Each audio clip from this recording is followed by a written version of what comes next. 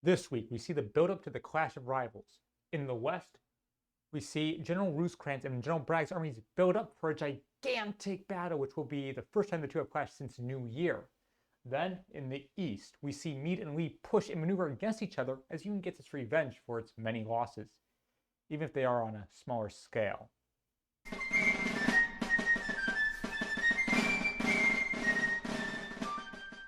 If you recall from last week, the Corps of Major General George Henry Thomas has been isolated from the rest of the Army of the Cumberland. If General Bragg strikes now, he'll remove 1/3 of his problems before taking on a far weaker opponent. The reinforcements he sent to one of his most able Confederate commanders, General Hinman, arrives behind time. The rebels, now strong in number, advance against the Union's 2nd Division of the 14th Corps under General James S. Negley. Negley over the night was reinforced just as Hinman was, but by a greater number of men. Another division under General Absalom Bayard. These two in an excellent defensive position would be too much for Hinman's soldiers, and they establish a solid battle line, holding to the mountains that tower over brigades. With the high ground firmly occupied, the Union can withdraw, ruining any plans of Bragg for an easy victory. This narrow avoidance of disaster worried General Rosecrans so much that he decided to stop his pursuit of Bragg, instead concentrating his forces. He sends word to the 20th Corps under General McCook to join General Thomas. Then with the 20th Corps and the 14th Corps, Rosecrans would march to the 21st Corps, who holds the vital city of Chattanooga, and would be able to consolidate his gains. Unfortunately for Rosecrans' plan, the 21st Corps commander, General Thomas Crittenden, has a different strategy. On the 13th, he moves his force to Lee and Gordon's Mill, which lies on the important Chickamauga Creek. This leaves another opening for Bragg to exploit, and he orders his subordinate, Lieutenant General Leonidas Polk, to attack. But in Polk's characteristic disregard for Bragg's orders, he ignores the command. Both sides move with all haste to improve their position, as Rosecrans still holds out hope to bring his 3 corps to Chattanooga's safe mountain ranges. But Bragg misinterprets the advance of the 20th Corps as a part of an encirclement of his army, and on the 15th, in a council of war with his insubordinate subordinates, they agree they must attack the 21st Corps. The 17th comes in, with the 20th Corps reaching Thomas at Stevens Gap, but Bragg's mind is made up. He has received reinforcements from the east. The old warhorse, the master of the Army of Northern Virginia, Lieutenant General James Longstreet, has arrived with his corps. The Army of Tennessee will never have this opportunity again. Bragg plans for battle on the 18th. With General Robert.E.Lee's most able commander gone, the Army of Northern Virginia is vulnerable. It has faced its first absolute defeat of the war at Gettysburg and has grown weaker and weaker since the climactic battle. The Union Army of the Potomac crosses its namesake river to pursue General Lee. Meade pushes him from Manassas, outmaneuvers him just as Hooker failed to do at Chancellorsville, and crosses the Rappahannock. Burnside could only hope he did it so elegantly.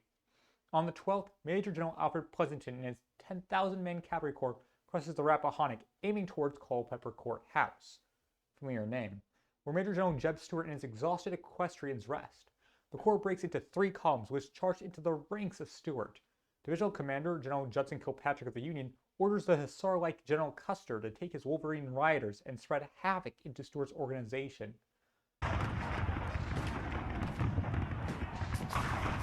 He takes 3 cannons and 100 prisoners, and Custer takes only slight losses.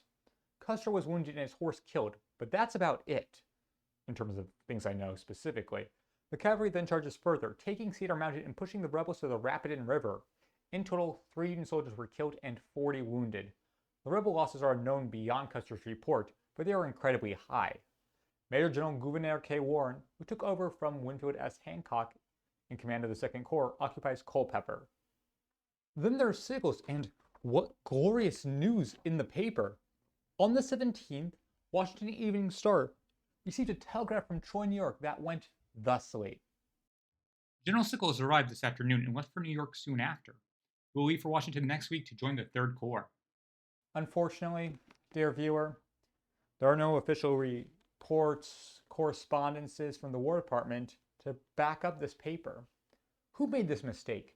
Did a young, inexperienced Trojan journalist make a mistake? Or is it from the paper's writer Cook, an ally of Sickles, trying to support his friend?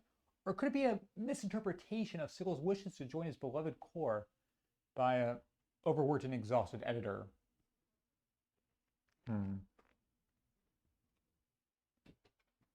That's where the week ends. I must say, the slow movement of the war has been refreshing to this reporter. But the writing of battles with 2 casualties doesn't have the grip of That's where the week ends. I must say, the slow movement of war has been refreshing to this reporter, but the writing of battles with 2 casualties doesn't have the grip of the climactic battles. I much prefer the bloodless way of war Rosecrans attempted, but it seems that we will return to battlefields becoming graveyards as the 2 armies are fated to fight. Then in the east, the men of Meade are strong and the men of Lee are weak, or so it seems. For the discerning and methodical leader of the Army of Potomac refuses to make a mistake as his predecessors have. All I know is next week we will see another major battle. The blood moon is rising. The question now is, will it be set in Virginia or Georgia? Hello, it's the entire Score week by week team here. As you can tell, it's my first week in a new set. I've moved out of my mom's basement into a overall pretty cramped room. I know there's been a lot of changes to this video. If you have any problems, please tell me, though I would appreciate kindness as it's been quite a bit. Once again, the normal, if you liked the video, please like it, please share it around, and please subscribe if you haven't yet. And of course, I will see you next week.